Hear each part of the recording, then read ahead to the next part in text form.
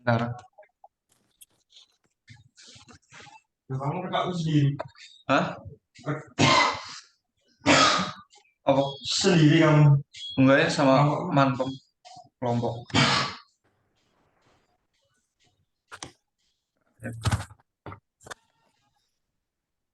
Kok nggak ada? Recordnya nanti dulu aja sampai udah siap baru kamu apa ini Udah kok. record. Ntar di Oke, cut aja. oke. Oke. Udah, yuk. Siapa yang bukan? Kamu dulu aja, soalnya kan kamu yang pertama nanti. Oke.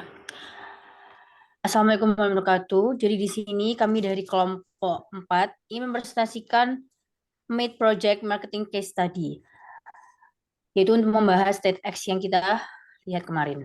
Oke, di sini ada saya Faradila Rana Dwi Santoso, NRP 108, dan saya nggak sendirian, saya bersama saya yaitu Hanabila Rahmania, NRP 122. Perkenalkan, saya Rehnan Dika Parama dengan NRP 132.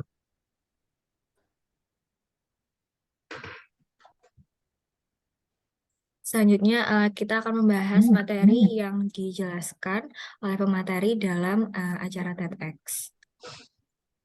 Berikut adalah outline. Yang pertama ada introduction, yang kedua ada analysis dan discussion, lalu yang ketiga ada conclusion. ya untuk introduction sendiri. About the speaker, Franz Script sebelumnya datang ke Amsterdam untuk belajar bisnis dan ekonomi. Ternyata Franz berasal dari suatu kampung yaitu Munich dan dia merupakan sebagai pegawai bank yang memiliki pekerjaan yang lumayan padat dan juga dia merasakan kejenuhannya pada saat dia bekerja di sana.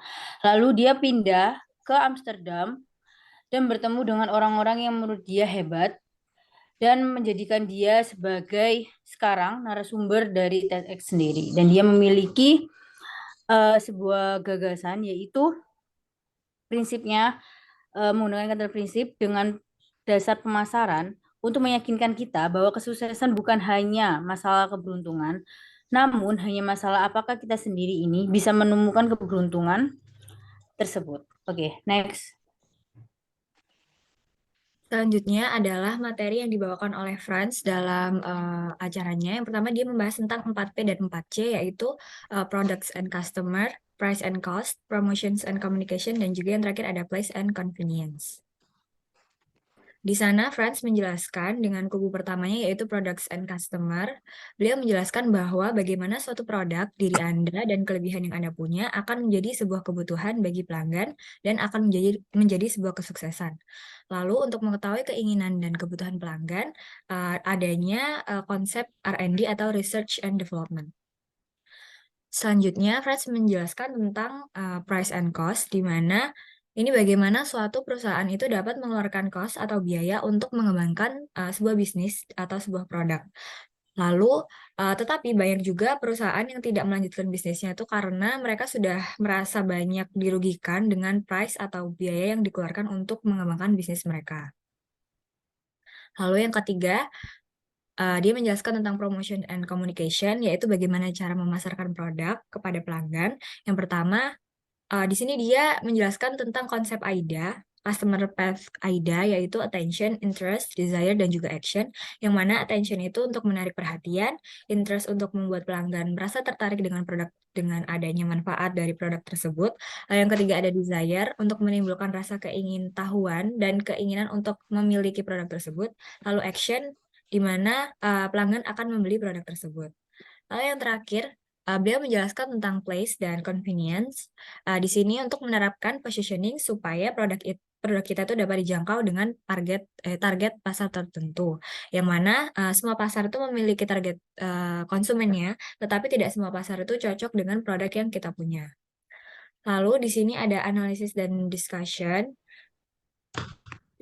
Yaitu yang pertama ada marketing mix 4P. Menurut Kotler, 4P ini merupakan alat pemasaran yang digunakan untuk perusahaan mencapai tujuan perusahaan.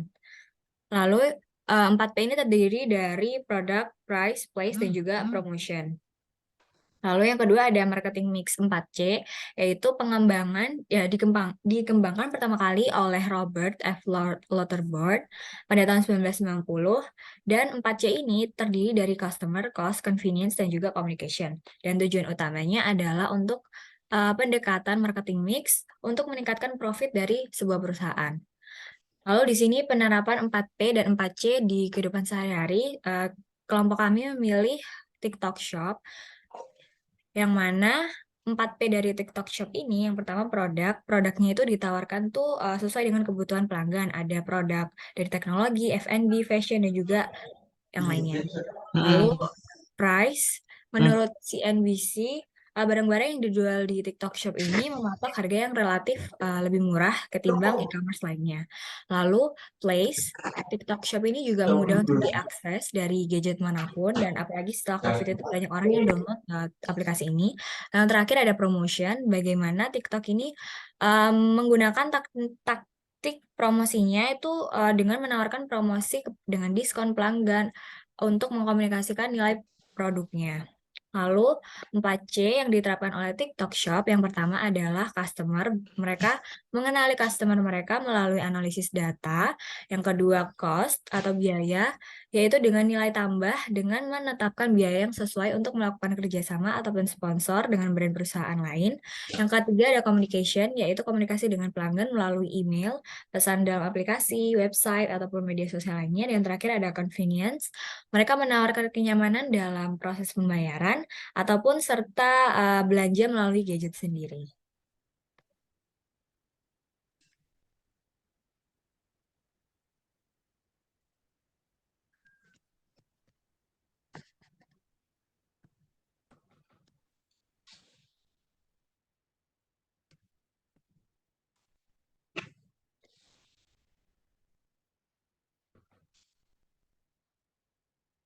Selanjutnya, conclusion akan dilanjutkan oleh Raihan.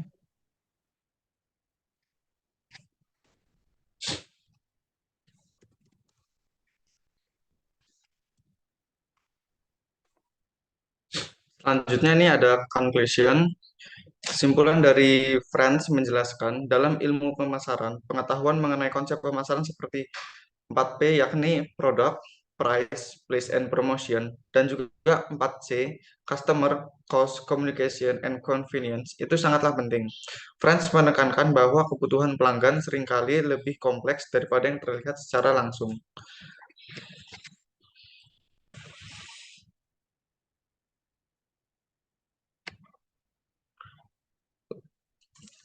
Franz juga menyorot bagaimana pentingnya dalam melakukan pengenalan diri kepada orang lain, karena ini dapat mempengaruhi berbagai aspek kehidupan. Dia mengajak kita untuk tidak mengandalkan keberuntungan, tetapi juga tindakan yang nyata masalah.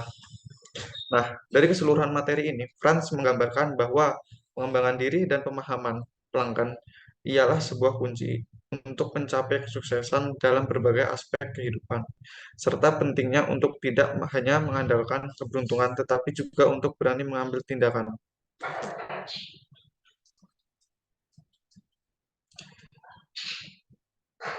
Nah, ini ada beberapa rekomendasi yang dapat kita berikan kepada pembicara materi untuk masa yang akan datang.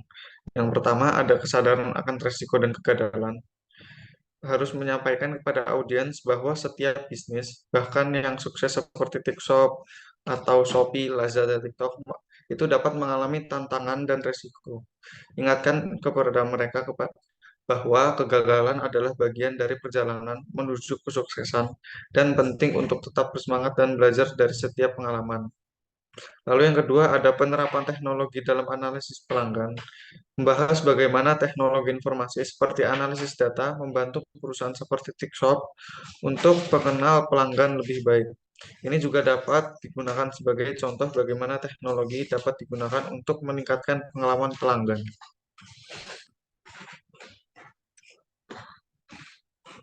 Sekian dari kami, maaf bila ada salah kata. Wassalamualaikum warahmatullahi wabarakatuh. Waalaikumsalam warahmatullahi wabarakatuh.